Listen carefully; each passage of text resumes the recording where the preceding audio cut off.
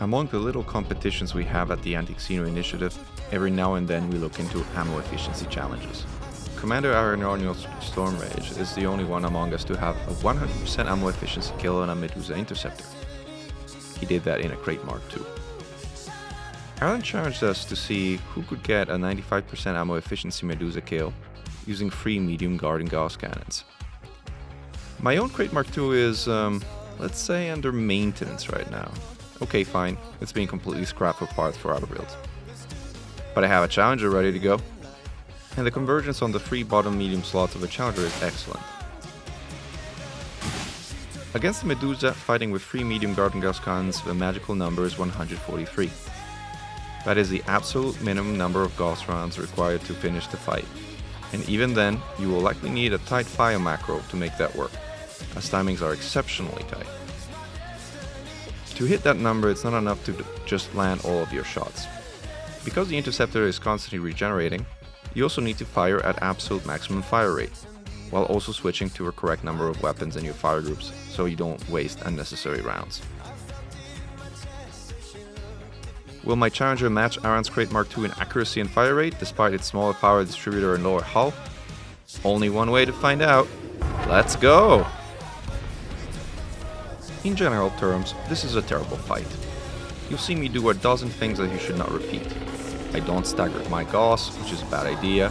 I run super shallow orbit insertions where I take a ton of damage. I let myself get caught by lightning. I let the swarm fly over me again and again. I never fire beyond 1.5 kilometers. I get a detailed scan, and then I don't even bother sub-targeting hearts half of the time. Just remember, this fight is optimized for one purpose and one purpose only. Use as little ammo as possible. Let's see how it goes. Note the double heatsinks I trigger. I am firing well past the Challenger's power distributor ability to keep up. The heatsinks help both with the distributor charging and with absorbing the inevitable heat spikes as quickly as possible, minimizing, but far from eliminating, damage taken. Success on Heart 1, but what a beating. Throughout this fight, I will spend a major amount of time repairing hull and modules. I let the Interceptor approach me very slowly on what we call a very shallow orbit insertion. This maneuver allows me to keep it in my sights and in range for an extended period of time, but it generally means I will also take a lot of damage. Medusas love to break canopies.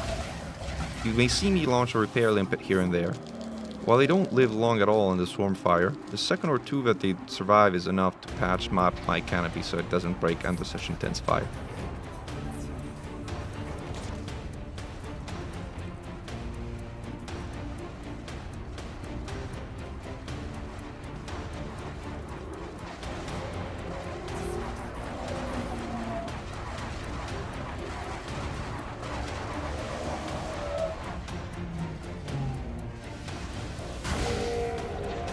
And Heart 2 is a go.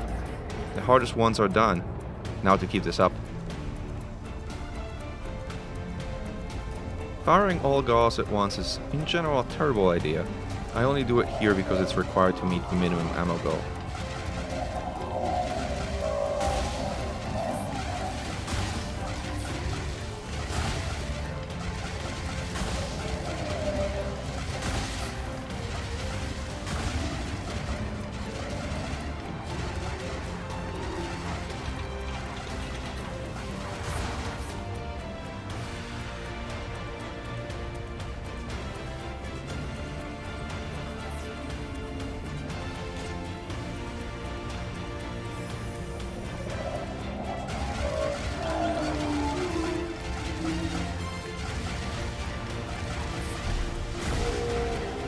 Heart 3 is down, and no rounds lost. Halfway there.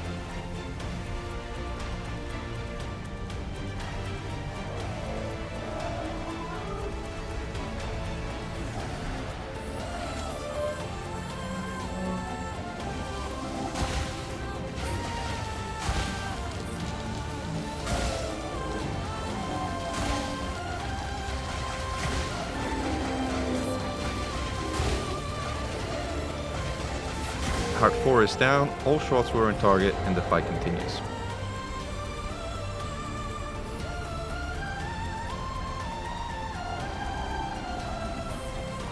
Getting intentionally grabbed by lightning is a viable but risky strategy. It is better to try it, if at all, after you exert, as having a gun or your thrusters deactivated during exert means failing this run. Swarm missiles can also be deadly while your ship is impaired by lightning. My repair limpets have quite some work to do after this heart.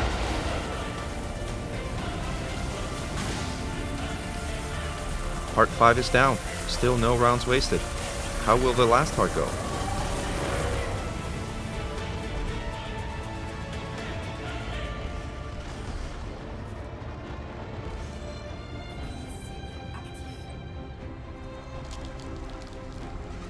The last heart exerts very quickly. After I destroy it, the interceptor will have no hearts left and consequently will no longer regenerate. I will take the opportunity before the final shield comes up, pump 6 rounds into it, as it will make my life easier later.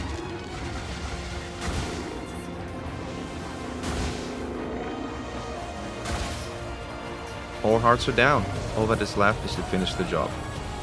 I switched to a dual fire group as there are 14 rounds left and 14 is divisible by 2 and not by 3.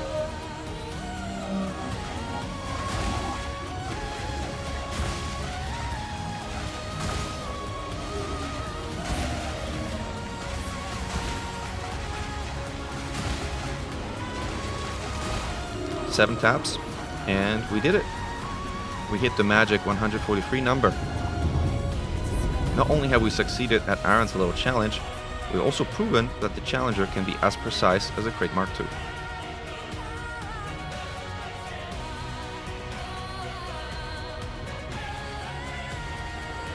What did you think of this fight? Let me know in the comments below, and don't forget to subscribe if you'd like me to make more videos like this one. Glory to mankind. Commander Meccan over and out.